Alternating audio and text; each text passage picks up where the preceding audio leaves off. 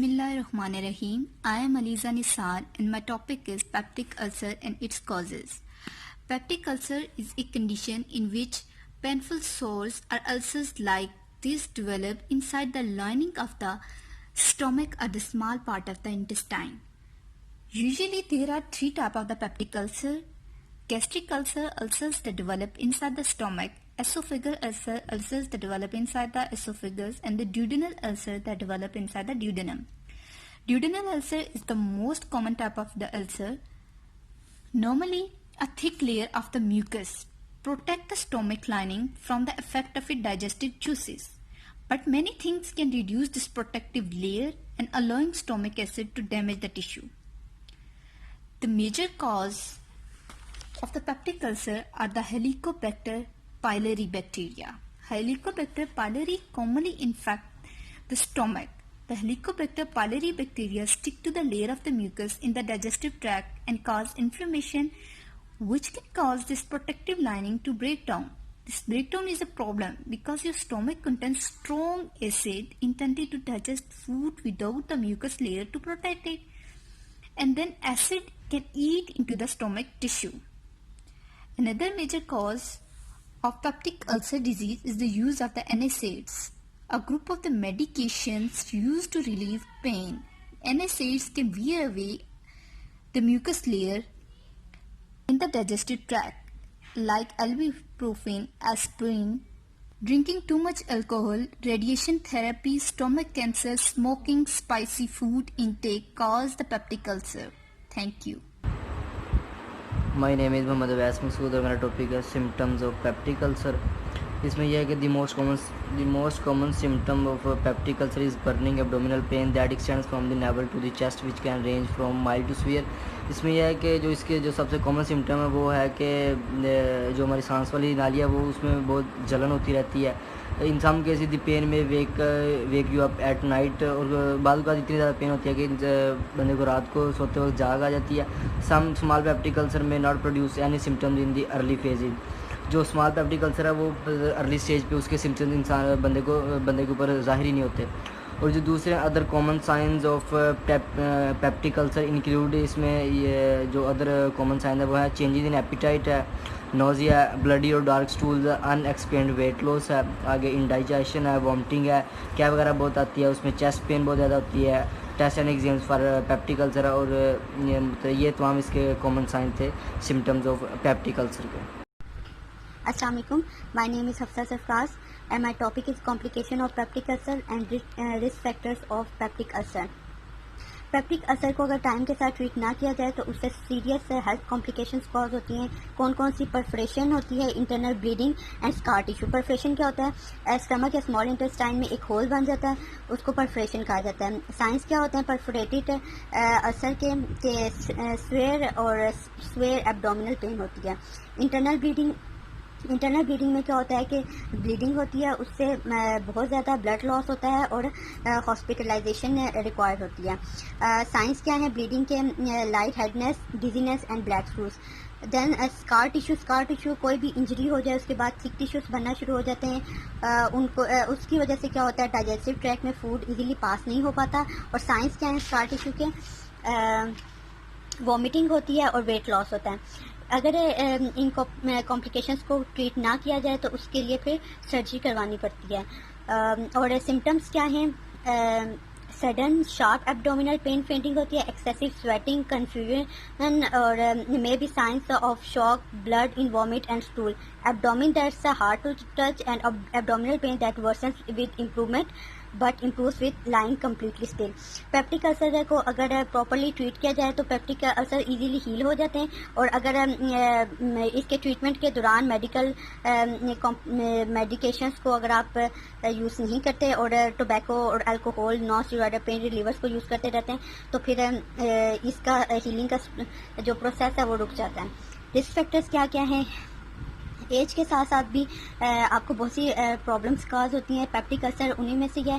गैस्ट्राइटिक ulcer 40 years की as में हो जाता है और ड्यूडेनल अल्सर्स भी 60 की एज तक होते हैं।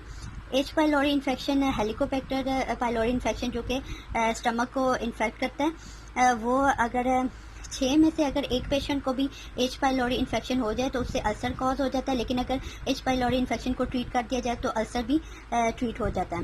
Non steroidal anti inflammatory drugs जो हैं वो क्या अगर वो यूज़ करें उससे क्या होता है कि मिकोजा में प्रोस्टाग्लैंडियन की जो फॉर्मेशन हो रही होती है उसको ये सप्रेस कर देते हैं। प्रोस्टाग्लैंडियंस क्या होते हैं, ये म्यूकोजल बैरियर में जो प्रोटेक्टिव मैकेनिज्म होता है म्यूकोजल बैरियर का, उसका हिस्सा है। नेजेट्स में जो ये जो non steroidal anti inflammatory drugs हैं और जो एस्पिरिन्स वगैरह हैं ये भी पेप्टिक अल्सर ही कॉज करते हैं। अगर इनके जो डोज और ड्यूरेशन है अगर वो ठीक रखी जाए तो मतलब ये सही रोल प्ले करते हैं, लेकिन अगर आप ट्रीटमेंट के स्टार्ट में ही इनको यूज़ करना शुरू कर दें तो ये कॉम्प्लिकेशंस कॉज करते हैं। उसके बाद टोबैको यूज़ से भी क्या होता है कि पेप्टिक अल्सर कॉज होता है। निकोटीन जो मौजूद होती है टोबैको में वो स्टमक के अंदर एसिड सिक्रेशन को इंक्रीज कर देती है और उसकी वजह से जो म्यूकोसा ब्लड फ्लो हो रहा होता है स्टमक में और ड्यूडेनम में वो रिड्यूस हो जाता है।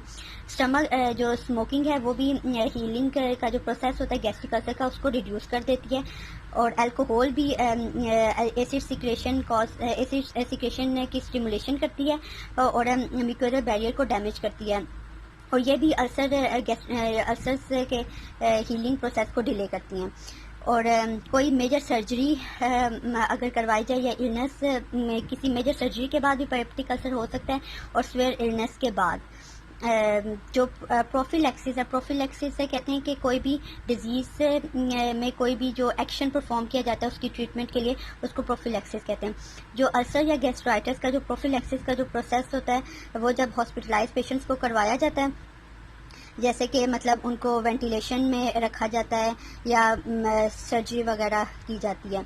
कशिंग का अल्सर्स जो है वो गैस्ट्रिक अल्सर्स होते हैं जो कि ब्रेन ट्यूमर या इंजरी के साथ एसोसिएट करते हैं और कर्लिंग अल्सर्स जो हैं वो स्ट्रेस रिलेटेड अल्सर्स होते हैं जो कि एसोसिएट करते हैं एक्सटेंसिव बर्न्स के साथ। साइकोलॉजिकल स्ट्रेस से भी पेप्टिक अल्सर कॉज हो जाता है और फैमिली हिस्ट्री से भी पेप्टिक अल्सर कॉज हो जाता है। More than 25% ulcer patients have a family history and non compared with 5% of non ulcer patient. In addition, weak association have been observed between duodenal ulcer, blood type O, and patients whose saliva and gastric secretions do not contain ABO antigen. Thank you so much. I'm Ajia Rubab, 17 ARED 6247, and now I will explain my part.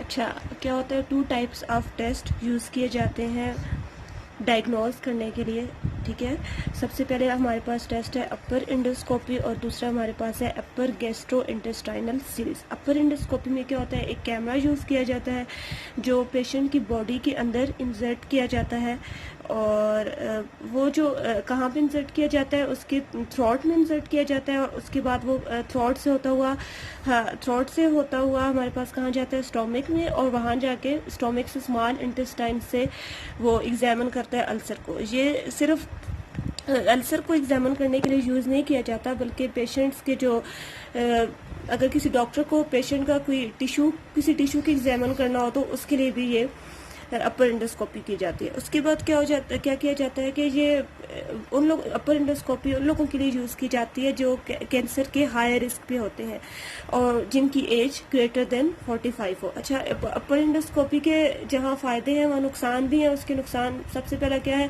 कि weight loss हो जाता है, anaemia है, gastro intestinal bleeding और difficult इन swelling. अच्छा, उसके बाद क्या है अपर गैस्ट्रो इंटेस्टाइनल सीरीज। इसमें क्या होता है कि एक लिक्विड होता है वो पेशेंट को पिलाया जाता है, उसके बाद उसको हम क्या कहते हैं, बैरियम। उस लिक्विड को हम कहते हैं बैरियम। उसके बाद एक्सरे किया जाता है पेशेंट का और जो एक्सरे जब उसको डिटेक्ट कर लेता है, जो मतलब अल्सर वाला पार्ट होता है उसको डिटेक्ट कर लेता है।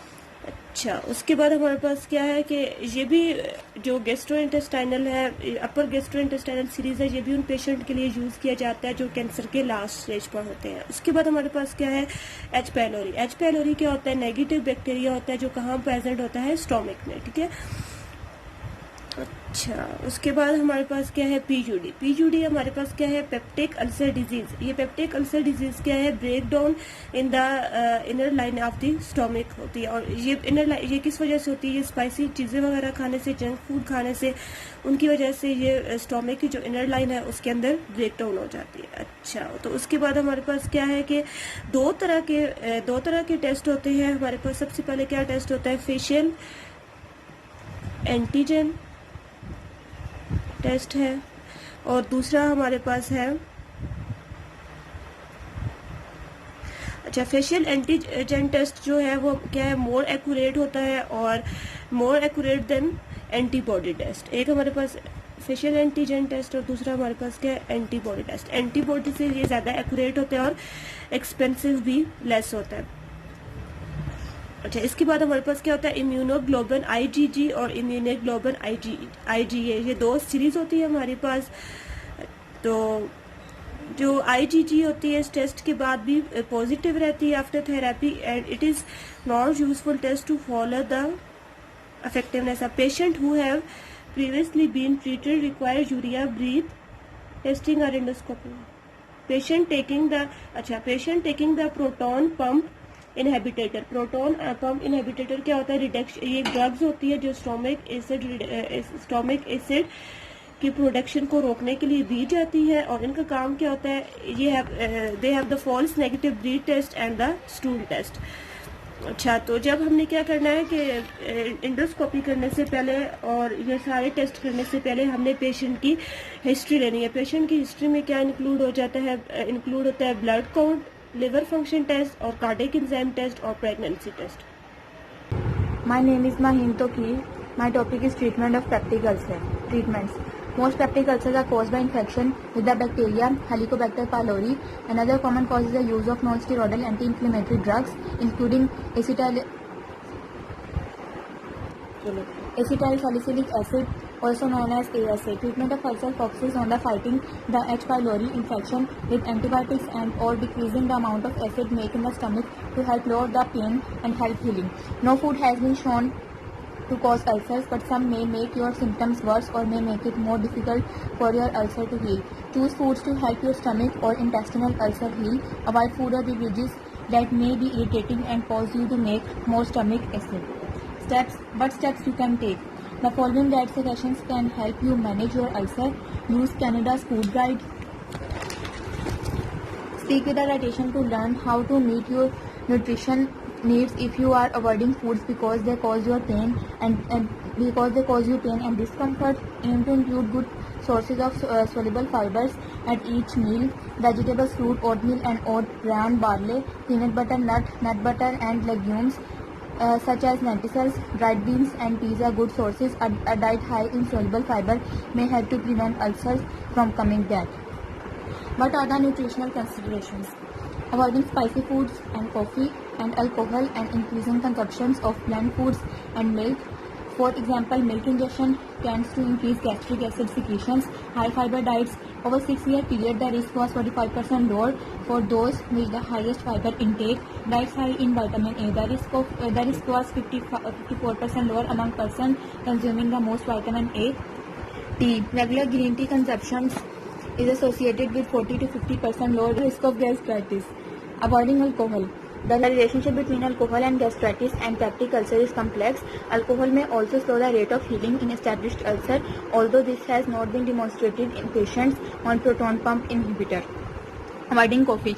Either it is in caffeinated and decaffeinated form. Probiotics. Combining probiotic treatment with omeprazole, amoxicillin and clarithromycin in H. pylori infected children significantly improve the treatment effectiveness compared with drug treatment alone. Thank you. Assalamu alaikum. My name is Uswa Mushtaq. I will tell you about gastritis. So basically, what is gastritis? It is inflammation of the lining of the stomach. ये दो तरह का होता है, एक acute gastritis and chronic gastritis.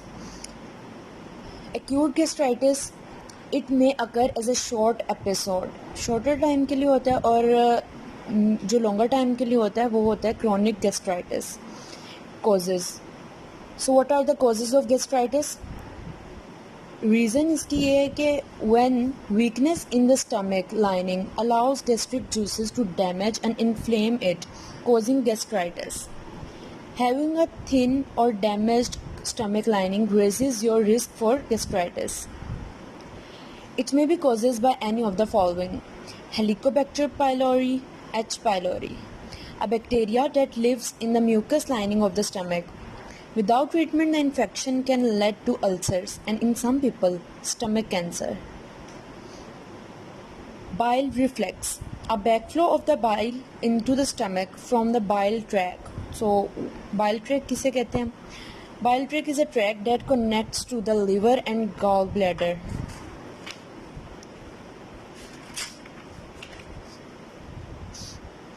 Regular use of pain relievers. जब हम बहुत ज़्यादा पेन किलर्स और पेन रिलीवर्स यूज़ कर रहे होते हैं तो उसकी वजह से भी हमारे स्टमक में गैस्ट्राइटिस हो सकता है. Common pain relievers such as aspirin, ibuprofen, इनमें एडविल और अदर केमिकल होते हैं, ठीक है. और जैसे कि नेप्रोक्सिन, उसमें एलीव होता है. इसकी वजह से एक्यूट गैस्ट्राइटिस और क्रॉनिक गैस्ट्राइटिस दोनों हो सकते हैं. Using these pain relievers regularly or taking too much of these drugs may reduce a key substance that helps preserve the protective lining of your stomach. Older age भी एक risk factor है gastritis के लिए. So older adults have an increase risk of gastritis because of the stomach lining tends to thin with age के साथ साथ जो stomach की लाइनिंग है वो पतली होती जाती है. And because older adults are more likely to have H. pylori infection. Bacterial infection age के साथ साथ ओल्डर एडल्ट में मतलब ज़्यादा होती है. और ऑटो इम्यून डिसऑर्डर्स भी ओल्डर पीपल में ज़्यादा होते हैं यंगर की निस्बत. Excessive alcohol use. Alcohol can irritate and erode your stomach lining which make our stomach more vulnerable to digestive juices. Excessive alcohol use is more likely to cause acute gastritis. ज़्यादा alcohol use करने की वजह से acute gastritis के chances ज़्यादा होते हैं chronic की निस्बत. स्ट्रेस भी एक रिस्क फैक्टर है.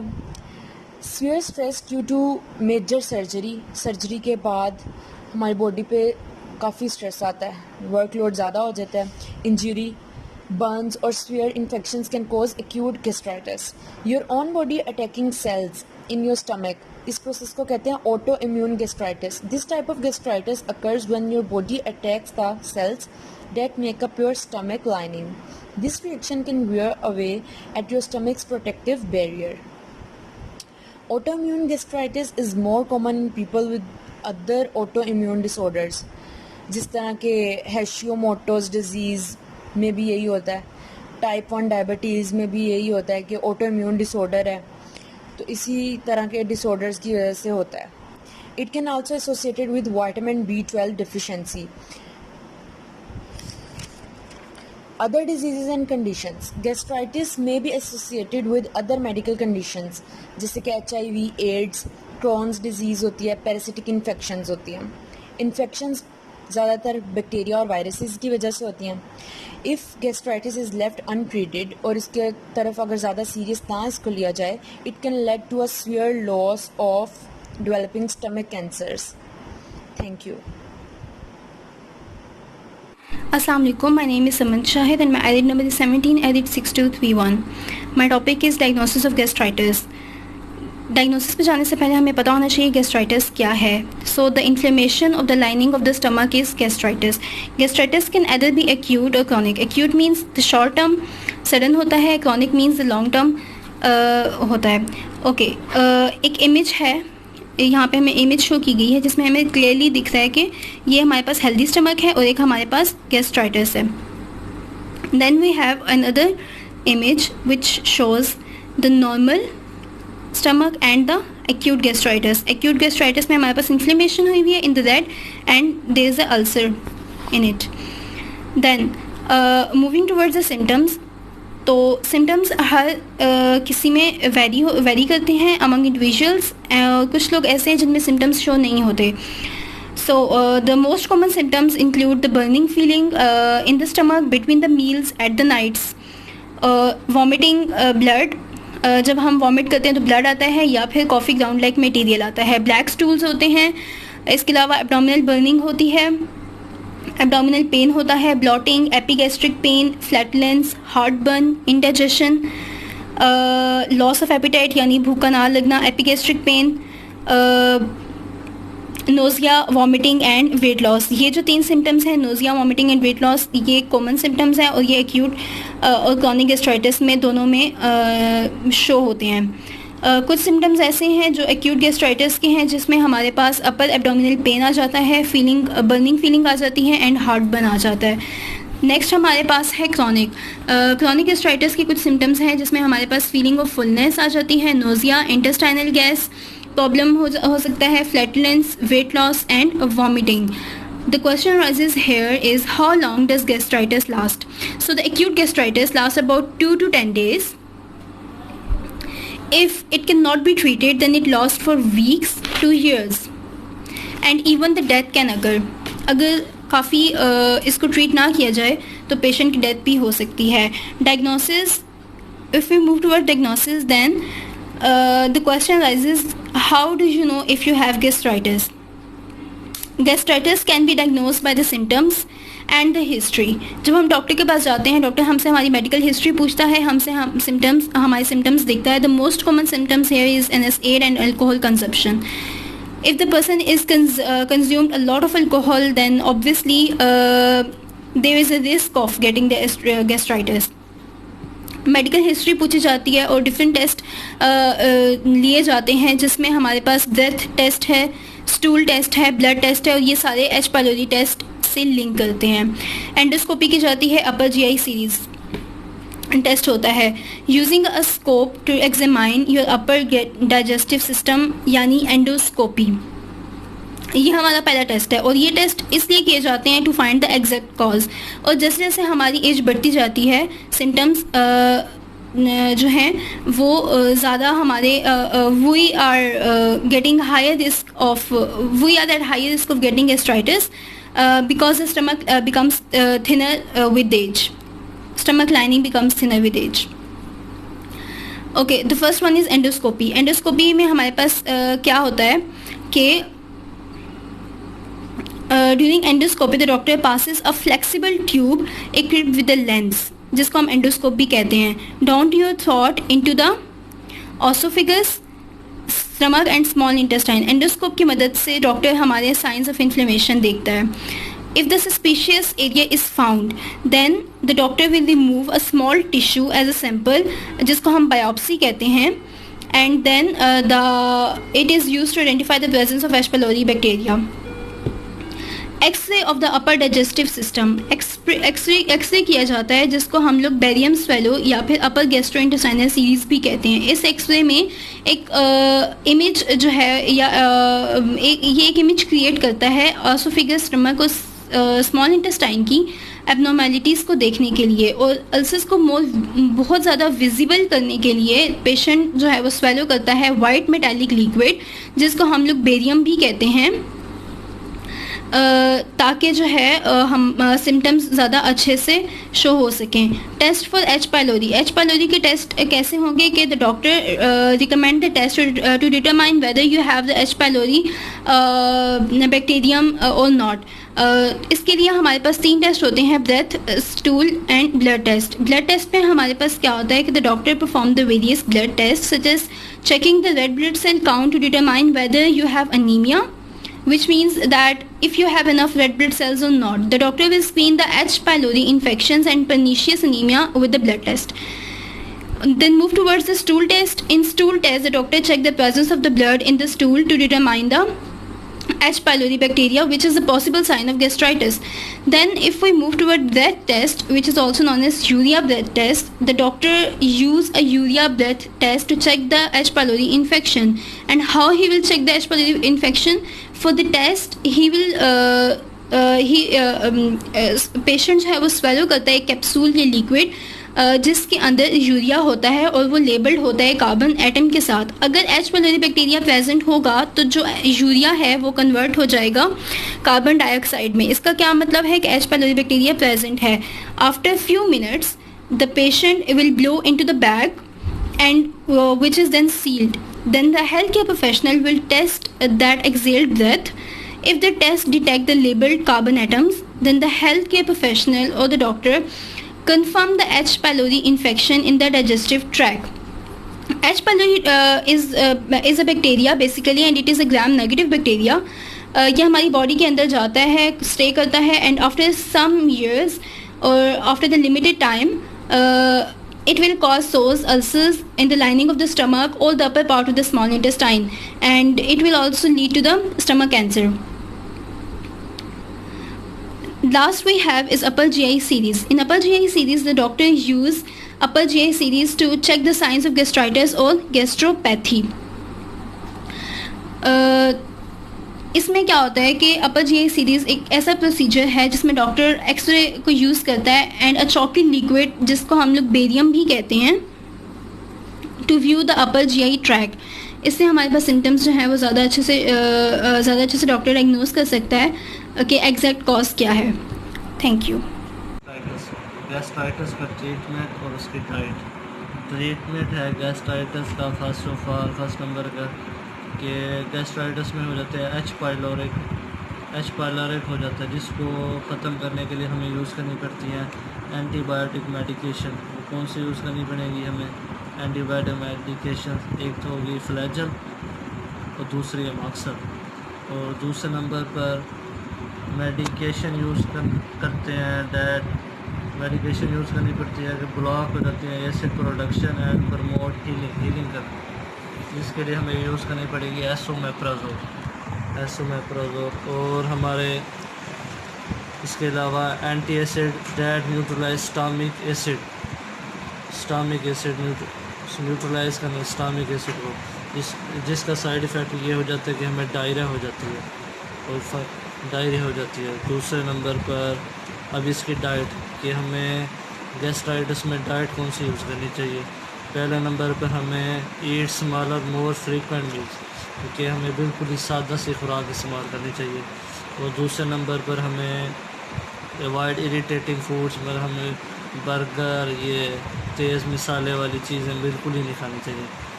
अच्छा जी. तीसरे नंबर पर हमें अल्कोहल का तो बिल्कुल इस्तेमाल नहीं करना चाहिए, जो कि बिल्कुल ही आपके स्टमक को तबाह कर देती है.